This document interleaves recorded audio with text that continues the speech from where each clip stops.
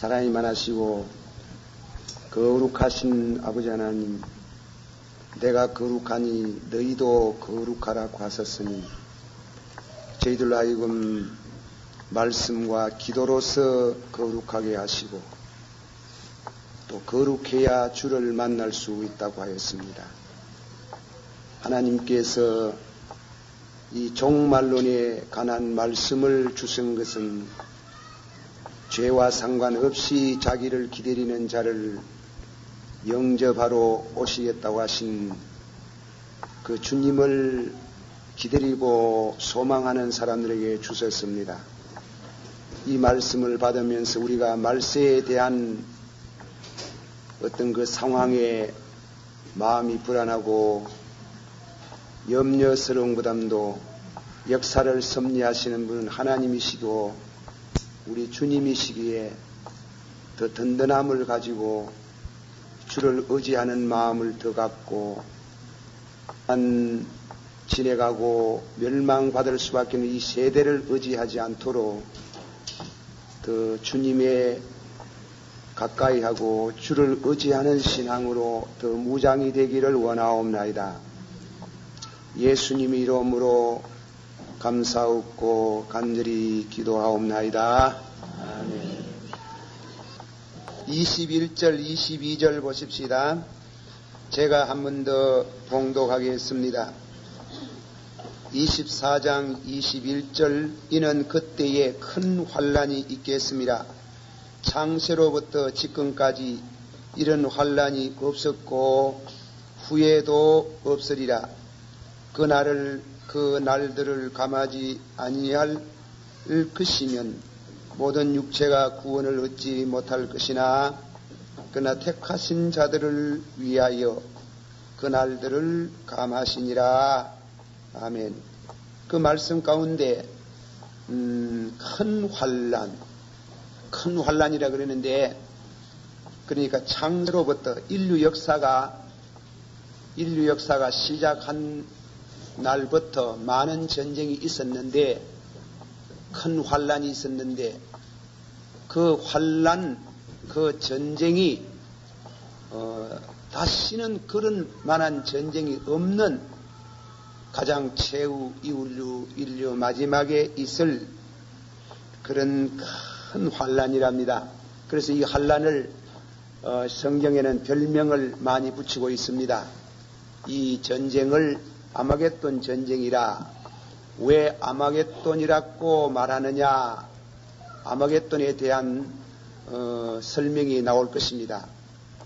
또 야곱의 환란이라 그렇게도 이름을 붙입니다. 왜 야곱의 환란이라고 하느냐? 그 말씀도 풀이가 될 것입니다. 또 7년 대환란이라, 이 환란은 7년간 계속하기 때문에 그래서 7년 대환란이라, 혹은 우리가 이 세계 이 말세에 살면서 1차 전쟁, 2차 전쟁을 겪은 우리들이 제3차 전쟁으로 본다. 그렇게 해가지고 제3차 전쟁이라 그렇게 말씀을 해봤습니다. 제가 지금 말씀을 드리는 것은 무슨 시사 평론가들이 어떤 시국관을 말하는 것도 아니고 성경이 말씀하는 것을 신구약 66권의 인류 종말론에 대한 말씀을 이곳저곳 찾아서 종합해가지고 내놓는 것이기 때문에 이 세상의 평론가들이 말하는, 정치가들이 말하는 시국관하고는 다릅니다. 그 점을 일단 여러분들이 사전에 이해를 하셔야 되겠습니다. 그러면은 제가 오늘 저녁에 말씀은 세 분 나눠서 말하겠습니다. 오늘 저녁에 말씀을 하고 다음 주일날 저녁, 그리고 11월 첫째 주일 저녁까지 제3차 전쟁에 대한 성서의 가르침을 해가지고 그래서 오늘 저는 서론을 말씀하고 다음 시간 본론을 말씀하고 그리고 마지막에는 결론을 말씀하고 그렇게 말씀을 드리고자 합니다. 먼저 본문에 들어가기 전에 원자탄을 물론 아인슈타인 박사 이전부터 원자탄에 대한 실마리라든가 학문적인 바탕을 이렇게 내려왔지만은 원자탄을 결국은 완성한 분은 아인슈타인입니다. 이 아인슈타인이라는 분은 하는 말씀이 과학은 이제야 문명을 파괴할 수 있는 무기에 대해서는 방위 수단이 없다. 다시 말하면 앞으로 전쟁을 하게 되면은 전쟁을 안 하게 할 수 있는 그리고 전면 전쟁에 전 인류가 멸망을 당하는 것을 막을 수 있는 그런 방위 수단은 없다.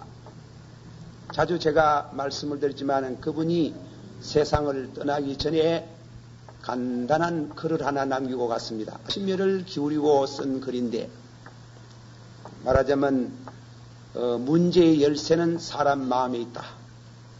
The problem is in the heart. 문제의 열쇠는 사람 마음에 있다 해가지고 사람은 인간의 역사에 있어서 너무나 지나친 큰 무기를 가지고 있는데 이 무기를 선용한다면 인류는 가장 찬란한 문명을 건설할 수 있지만은 만일 잘못 쓰면은 인류는 멸망할 수밖에 없는데 그러나 잘 쓰기보다는 나쁘게 쓸 수 있는 가능성이 많다. 쓴다면 어떻게 하나? Surprise Destruction. 눈 깜짝 사이에 전 인류는 멸망한다고 했습니다. 전 인류가 망할 수밖에 없는 그것을 막을 만한 그런 방위 수단은 우리에게 지금은 아직까지 있지 않다. 하고 그분은 과학자로서 너무 큰 무기를 내놓고 가면서 가심 아파하고 갔습니다. 다음에는 수소폭탄의 아버지 오펜하이머. 오펜하이머는 다음 세계 대전은 죽은 사람을 장사할 수 있는 살아있는 사람은 별로 없을 것이다. 이 수소폭탄을 연구해가지고 저 남태평양 쪽에 실험을 했지요. 하면 타임지도 났습니다마는 엘라크랩 섬이라고 해서 그 섬에서 실험을 했는데 먼 수백 메타 거리에서 스위치를 누질해서 폭발을 시켰는데 이 수소탄이 터지고 나서 그 섬이 없어지고 말아버렸습니다. 이는 타임지에 이미 기재된 사건인데 이 수소폭탄이라는 것은 원자폭탄보다도 더 무섭습니다. 그래서 수소폭탄을 실험하고 그는 수소폭탄, 원자폭탄을 제조하는 것을 반대하다가 상당히 곤욕을 치른 일도 있습니다만은 그래서 그분은 말하기를 다음 세계 대전은 죽은 사람을 장사할 수 있는 살아있는 사람이 별로 없을 것이다. 그렇게 세계를 향해서 비관적으로 내다봤습니다. 1961년 큐바에 사건이 있은 이유입니다. 전후에서 존 F 케네디가 한 말인데 인류는 전쟁의 종지부를 찍어야 한다.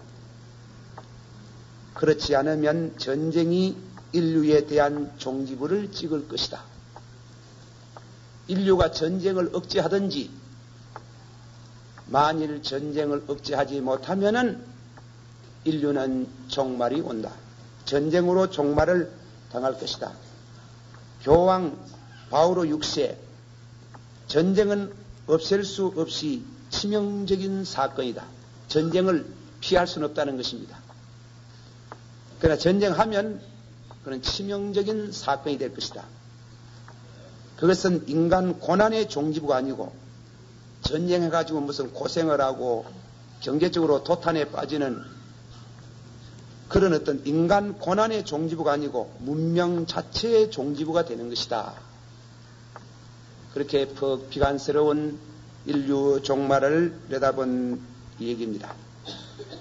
그러면 그만큼 사상가들의 물리학자, 정치가 사상가들의 말을 잠깐 그렇게 대변하고 다시금 성경으로 돌아가면서 인류는 이 땅 위에 살면서 가인과 아벨의 싸움, 고륙상장, 가인이 동생을 죽인 이후부터 전쟁은 하고 왔습니다. 그러나 전쟁을 하면서도 못지않게 평화를 갈구했습니다. 평화, 전쟁하지 않는 세계, 전쟁하지 않는 국가 간, 전쟁하지 않는 이웃과 나, 전쟁하지 않는 우리 가정, 너무나 평화를 갈구했지만은 에레미야서 6장 14절의 말씀 가운데 평화를 외치고 평화를 외치나 평화는 없다고 했습니다. Peace, peace, there is no peace. 평화를 외치고 평화 조약을 하고 평화 회담을 하고 별별 일을 다 해도 there is no peace. 이 세상에는 평화가 없고 원치 않는 방향으로 전쟁은 하게 되어 왔고 마침내 제3차 전쟁은 원학은 원치 않건 초일기로 그 전쟁의 급박한 시간은 우리에게 다가오고 있다. 이것이 성서의 가르침입니다. 무슨 망령되게 전쟁하기를 좋아하는 사람이 말이 아니고 성경이 그렇게 예언을 하고 있습니다.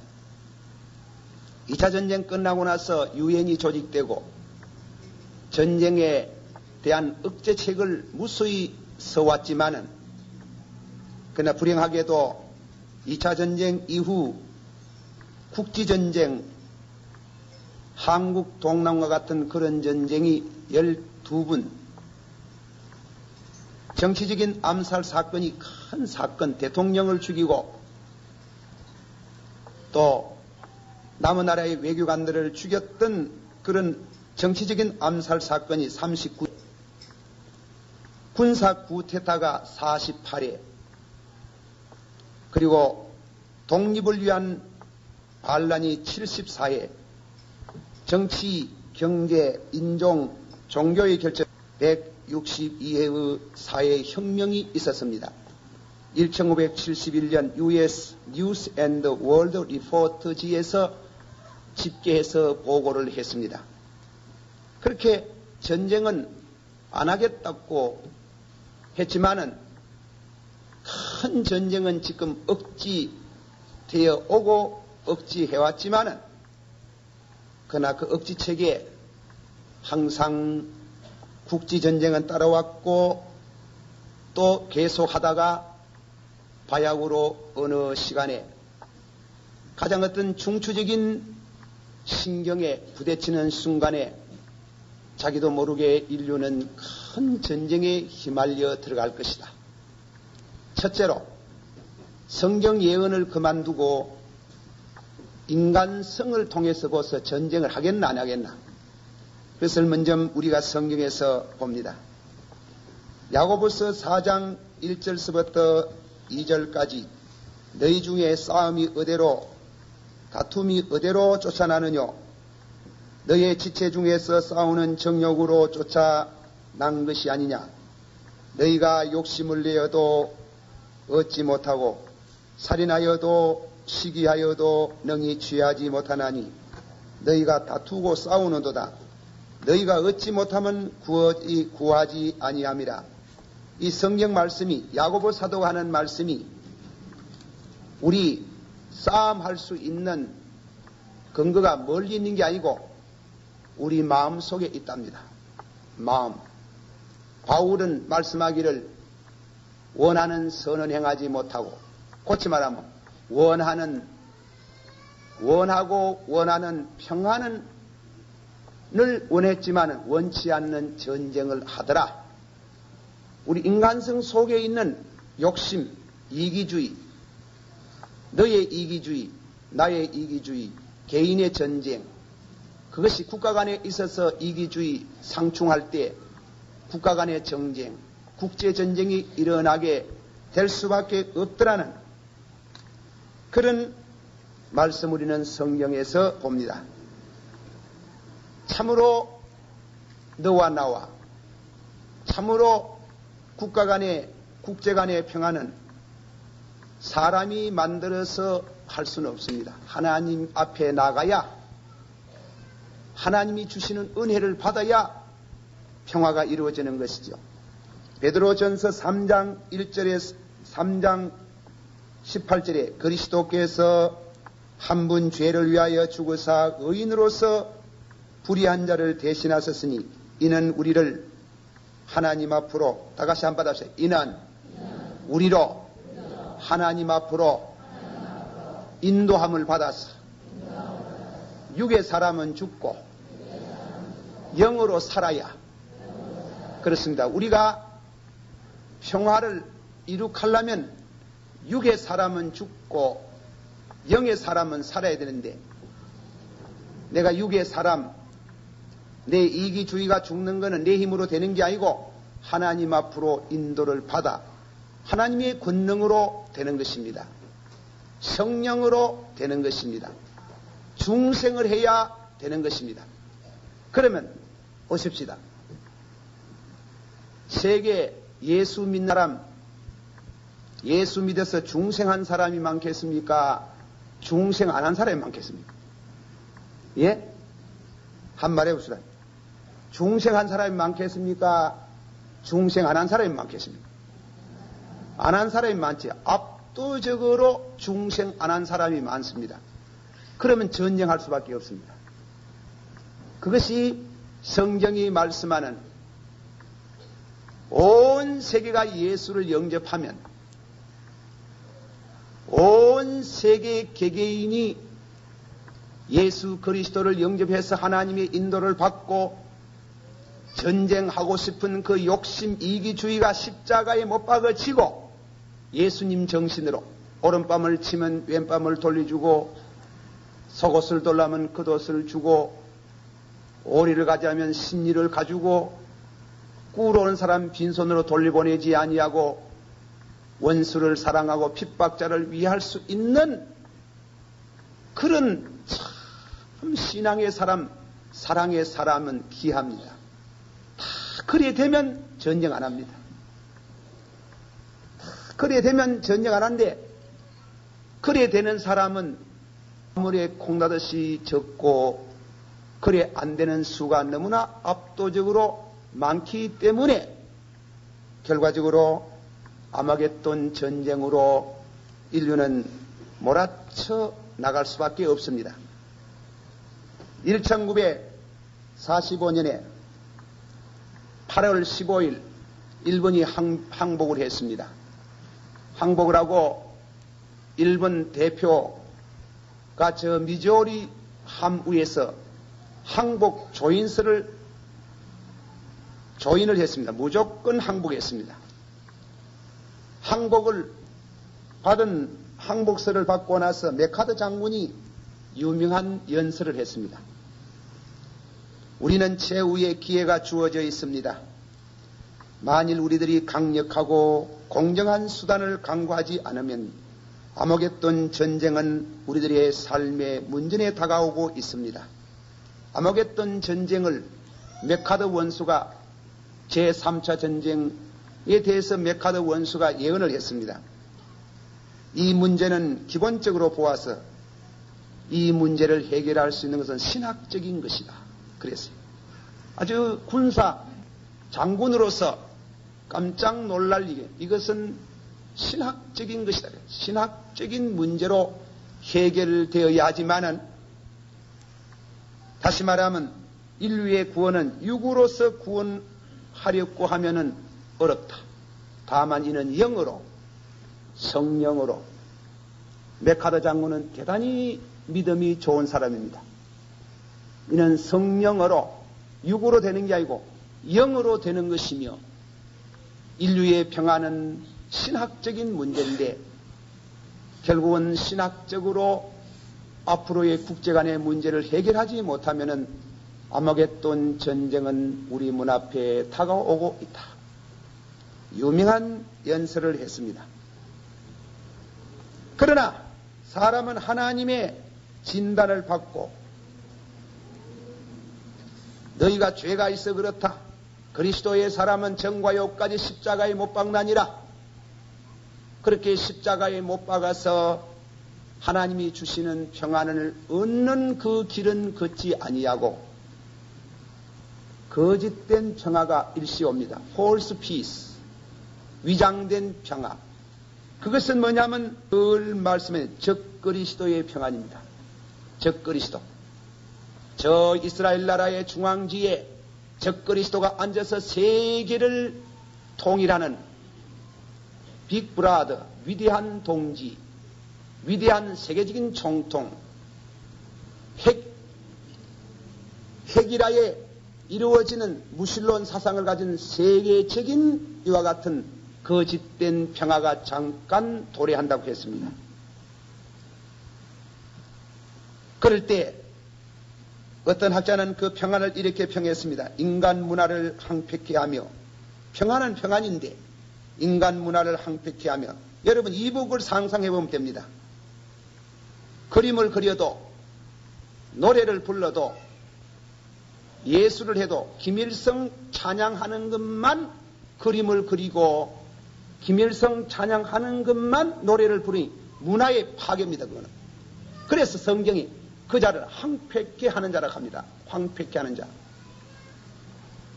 인류, 인간 문화를 황폐케 하며 그리고 그 평화에 응하지 않는 성도나 응하지 않는 지성인들을 피해 숙청으로 이룩된 평화다. 그거는 공산주의 세계를 생각하지 않습니다. 공산주의가 평안하지, 소련이 평안하지. 그러나 안 듣는 사람은 다 숙청하고 찍소리도 못 내놓고 그 후에 수립된 평화는 false peace, 위장된 평화라고 합니다. 그 평화는 소름 끼치는 웃음도 없고 기쁨도 없고 그 거리는 웃음도 없고 기쁨도 없고 그저 그런 평안이다. 소름 끼치는 평안이라고 그랬습니다. 1984년 조지 웨일의 글을 읽어보면은 그 독재자가 취임하고 난 후에 거리는 웃음도 없고 기쁨도 없고 그야말로 회색진 도시, 옆 사람도 보지 아니하고 인사도 제대로 하지 않는 그런 평화, false peace, 위장된 평화가 일단 예수 그리스도가 오셔서 세계를 평안을 주시기 전에 다 입을 봉하고 입을 여는 사람 다 숙청해버리고 하나의 통일된 원네스 월드, 이 세계는 대통령이 하나만 있어야 된다고 하는 적그리스도가 세계를 지배하는 그때의 평화가 있다. 그것을 예언하고 있습니다. 데살로니가 전서 5장 3절에 저희가 평안하다, 안전하다, 평안하지, 적그리스도가 주는 평화입니다. 저희가 평안하다, 안전하다 할 그때에 잉태된 여자에게 해산 고통이 이름과 같이 멸망이 호련히 저에게 이르니 결단코 피하지 못하리라. 그 위장된 평화는 피의 숙청 후에 세워진 평화고 인류 문화를 파괴한 평화이기 때문에 그것은 하나님의 심판을 받습니다. 순식간에 평안하다, 안전하다 하는 시간에 그 평화의 주인공을 심판하시고 그런 평안을 하나님께서는 심판에 오는 그 말씀을 역시 예언하고 있습니다. 두 번째로 아마겟돈 제3차 전쟁의 방아쇠. 전쟁이 어디에서 일어날 것인가? 한국에서 일어날 것인가? 하얗고가 한국인가? 3차 전쟁? 안 그러면 구라파인가? 성경은 제3차 전쟁의 가장 중심된 열쇠를 쥐고 있는 곳은 중동이라는 것입니다. 중동에 그거는 유대민족과 아랍 관계에 대한 유대민족과 아랍 사이에서 이해관계로 이루어지는 동시에 종교적인 문제로 일어나는 그런 의미의 전쟁이 거기에서부터 일어나는데 그곳이 바로 제3차 전쟁의 방아쇠가 되는 화약고가 되는 곳이라는 것입니다. 이유가 왜 그런가? 유대민족과 아랍민족은 절대로 이론적으로나 정치적으로나 신학적으로 해결할 수 없는 수천 년 동안 묵은 적대의 감정입니다. 오늘 아랍 해방, 팔레스타인 해방 전선과 신생 유대민족과의 관계는 이것을 잘 표현하고 있다. 이 얘기를 새로 듣습니다. 하나님께서 갈대아 우르에 있는 아브라함을 보고 아브라함아 고향을 떠나라, 친척을 떠나라, 아비 집을 떠나라 그랬지요. 떠나면 내가 너에게 복을 주고 너를 번성케 하리라. 그리고 하나님이 적과 꿀이른 땅이라고 해가지고 가나안 땅을 줬습니다. 그건 하나님의 약속입니다. 하나님의 약속인데 엄연히 거기는 가나안 민족의 본주인이 있었어요. 그 본주인들을 추방을 시켰어요. 추방을 시키고 추방 안 당하는 건 다 죽였어요. 하나님이 또 그렇게 하라고 했으니까 우리가 뭐라고 설명하는지 잘 모릅니다. 그러다가 그 땅에 가서 약 1000년 동안 번영을 누리고 살다가 마침내 주전 606년 바벨론 나라 느부갓네살 왕에게 점령을 당하고 이스라엘 나라가 완전히 포로를 당하고 바벨론 나라에 옮겨지면서 빈 땅에 아람 민족이 본래의 원주민들이 그 자리를 다시금 차지했습니다. 그러고 나서는 2500년 동안 이 아람 민족들이 그 고토에 살았습니다. 그런데 유대인들은 세계에 흩어져 가지고 2500년 동안 토라스 이산된 민족으로서 어느 나라에 가도 핍박을 받습니다. 지금 제일 유대인들이 살기 좋은 나라가 아메리카라고 합니다. 미국이라고 합니다. 그러나 미국 사회도 결단코 유대인들에 대한 감정이 좋지 않습니다. 또 그 사람들이 미움을 받는 짓을 하고 있어요. 어디 가도 표를 냅니다. 어디 가도 유대인의 표를 내고 인색하고 그런 표를 내고 있는데 유대인은 유대인으로 볼 때 어느 곳이나 간에 안식처가 없습니다. 반드시 고국에 돌아가야 되겠습니다. 반드시 고국의 그 팔레스타인에다가 당신의 나라를 세워야 되겠습니다. 그런데 그것을 절대로 허락할 수 없다는 것이 아랍 민족입니다. 팔레스타인의 해방전선, 해방기구입니다. 유대인들은 하나님께서 이 땅을 우리에게 주셨다고 해가지고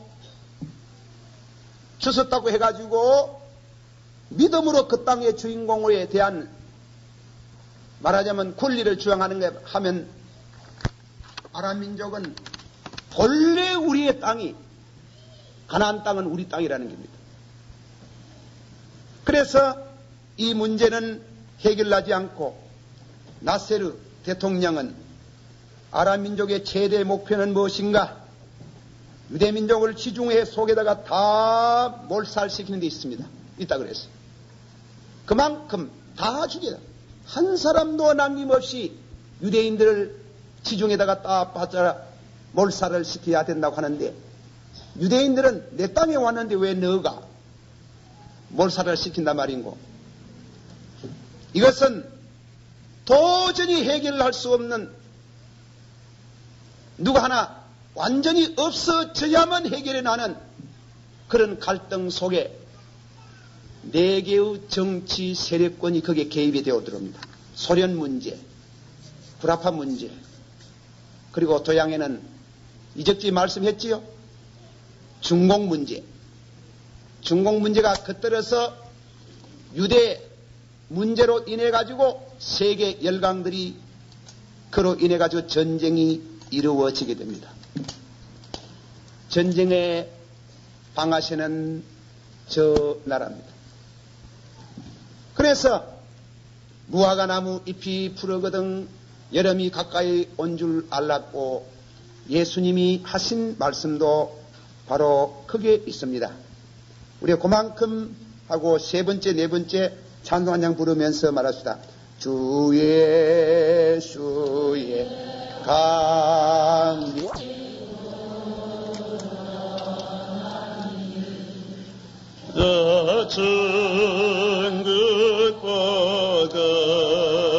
천국보거들 세 번째 말씀입니다. 세 번째 말씀은 죽음과 계약한 죽음의 사자와 계약한 이스라엘 그렇게 제목을 정하고 다음에는 세 번째 말씀에 들어갑니다. 많이 말씀했지만은 이 설명을 하는데 한 번 더 반복을 합니다. 모세가 이스라엘 백성을 가나안의 인도에 들어갈 때 하나님께서 모세는 가나안에 못 들어가라 그랬지요. 너는 비스가 산에 올라가서 가나안을 구경만 하고 죽으라 그랬던 거죠. 모세가 신명기 같은 데를 읽어보면 제발 들어가서 그 땅을 한 번만 만지게라도 하십시다. 그런 소청을 드렸어요. 더 말하지 마라. 거기에 대해서는 더 말하지 마라. 하나님의 말씀이 준원합니다. 그래서 그 이상 더 말하지 않습니다. 말하지 않고 다음에는 모압 평지에서 200만 대중 앞에 신명기 법전을 강의합니다. 신명기. 이 신명기는 우리가 일반 법조계에서 법철학상으로도 이 신명기 법전이라 해가지고 대단히 중요한 위치에 있습니다. 동시에 이 신명기는 또 우리 성서에 가르치는 종말론적인 입장에서는 역사, 철학으로서도 유명한 책입니다. 우리는 신명기를 그저 그렇다, 그저 우리 성경이다 이래 보지만은 일반 사회나가 법조계 인사들과 역사가들의 이 얘기를 하면 이 신명기가 얼마나 중요한 위치에 있는지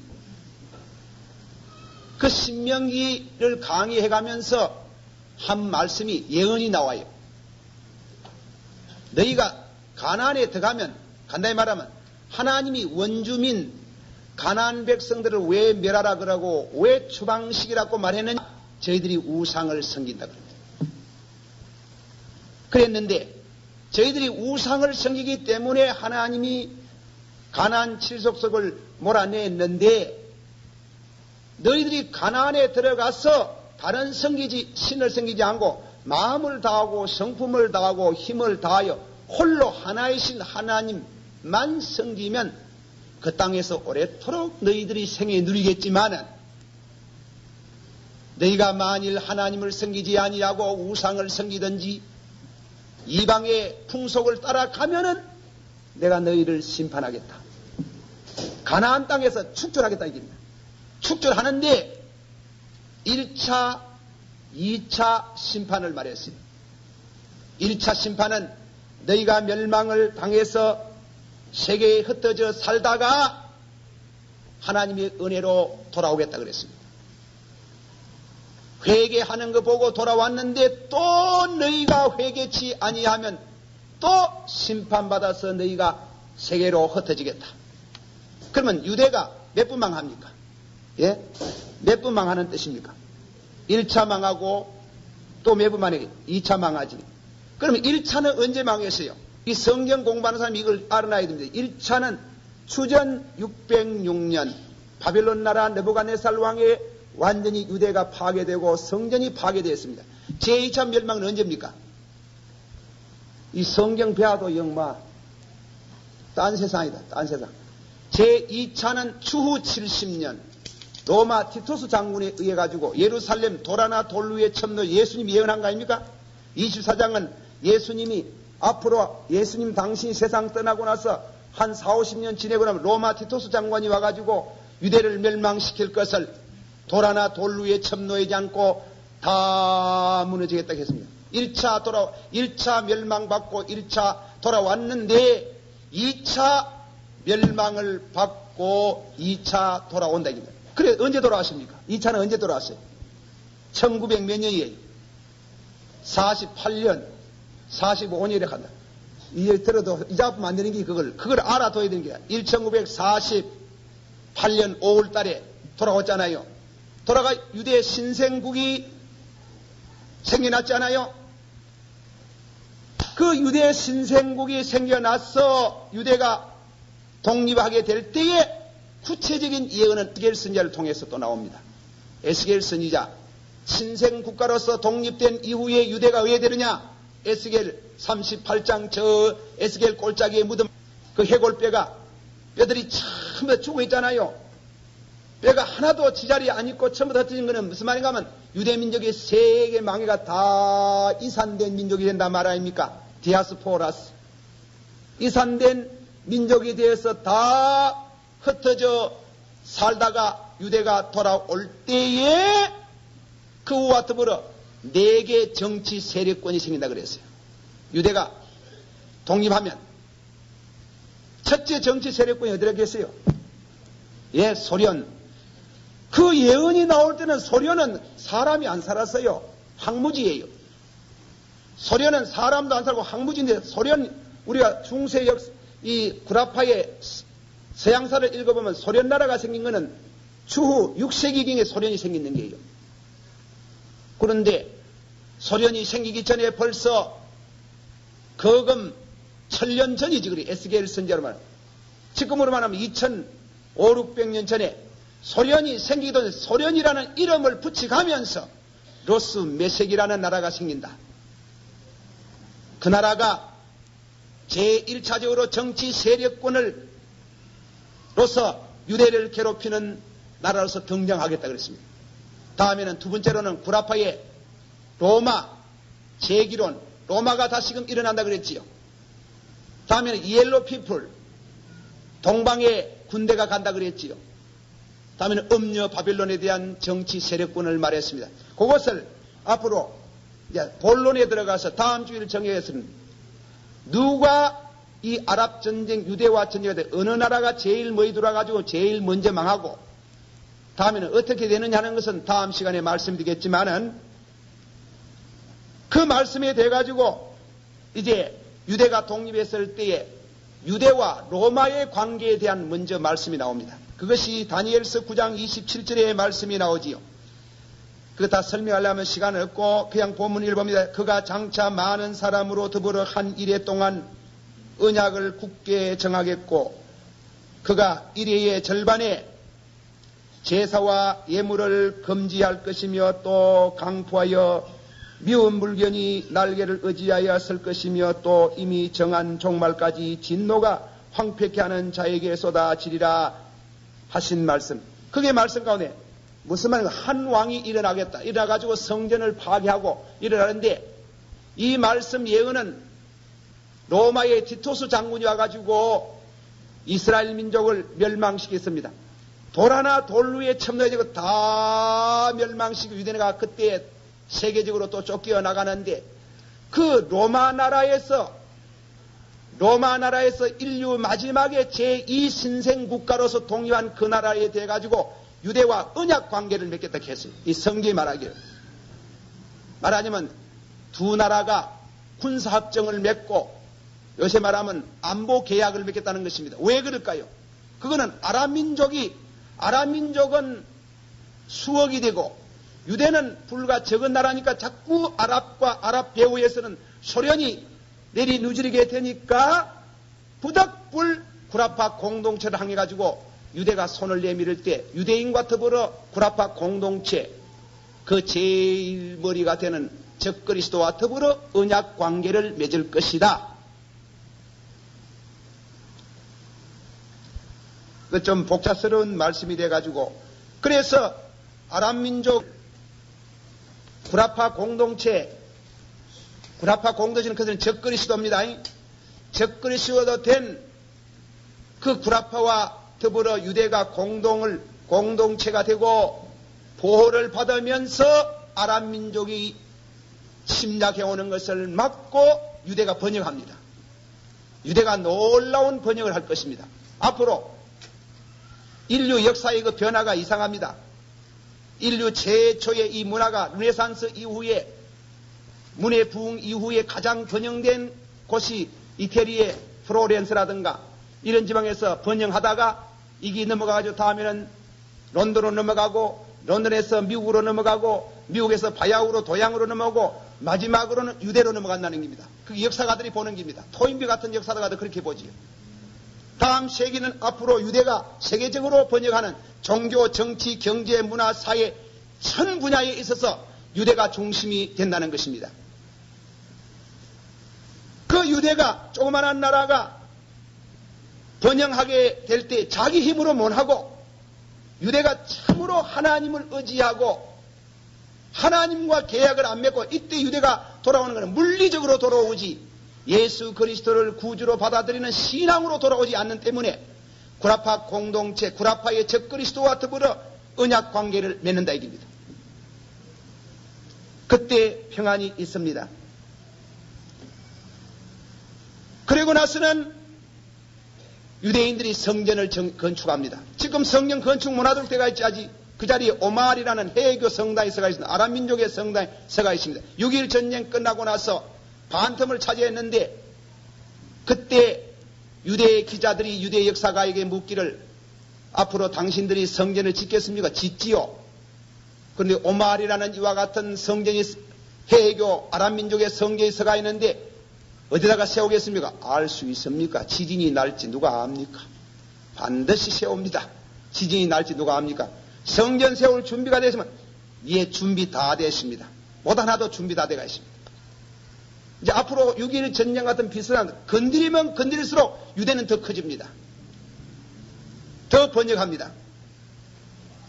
그렇게 한데 성전을 아무데나 안 짓습니다. 그 사람들이. 성전을 꼭 있던 그 자리에 지금 예루살렘 성령 그 터에다 짓습니다. 그것은 바로 어딘가면 모리아사입니다. 아브라함이 이삭을 드리던 곳입니다. 본래는 이 천주교에서도 말이에요. 천주교에서도 성당을 지을 때 요즘은 안 그런 것 같습니다. 성당 지을 때는 성당 짓는 장소에 바로 그 자리에 순교자가 나오든지 안 그러면 어떤 성도가 거기에 성전 짓도록 환상을 보든지 그래 때가 있어요. 성전은 아무데나 안 지었어요. 요즘은 전주교가 교회 짓는데 어떻게 짓는지 모르지만 유대인들은 그 모리아 산에 아브라함과 하나님과의 언약 관계가 있었습니다. 자녀를 드림으로 인해서 하늘의 별같이 바다의 모래같이 많은 자녀를 주겠다. 그 모리아 산정에 솔로몬 성령이 섰고 그 모리아 산정에 베롯 성령이 섰고 그 모리아 산전에 말세 마지막에 성령이 서는데 그 자리에 지금 회교 성령이 서가 있다. 그러니까 이거는 어떤 정치적인 문제보다도 종교적인 문제이기 때문에 너무 문제가 심각한데 오마할이라는 이 해외 사원이 서가 있는데 저 사원이 서가 있는데 성전을 어디서 세우랍니까? 세웁니다. 왜 세우랍니까? 지진이 날지 누가 압니까? 또 전쟁해가지고 우리가 유리한 전쟁을 하게 되면 순간적으로 오마알 해교 성당이 파괴되는 순간에 우리가 그 성전에 거기다가 예루살렘 성전에 세울 겁니다. 세우고 성경대로 신명기 16장 15절에 내 하나님 여호와께서 택하신 곳에서 너는 7일 동안 내 하나님 여호와 앞에 절기를 지키고 거기에서 절기를 지키고 제사를 드리고 하나님 앞에 유대 민족이 예배를 보는데 그것은 7년간 계속할 것이라 그랬어요. 7년간 계속하는데 그때 큰 환란이 임하는데 7년간 계속하는 중에 무슨 사건이 벌어지느냐? 조금 더 이 계약에 대해서 구라파 공동체와 유대인들이 계약을 맺어서 유대인의 번영하는 것을 두고 이사야서 28장 15절 18절에 예언하기를 너의 말이 우리는 사망과 언약하였고 구라파 공동체와 더불어 언약을 맺는 것을 말하기를 너는 사망과 더불어 언약을 맺었다 그랬습니다. 언약을 맺었고 음부와 맹약하여 선정 넘치는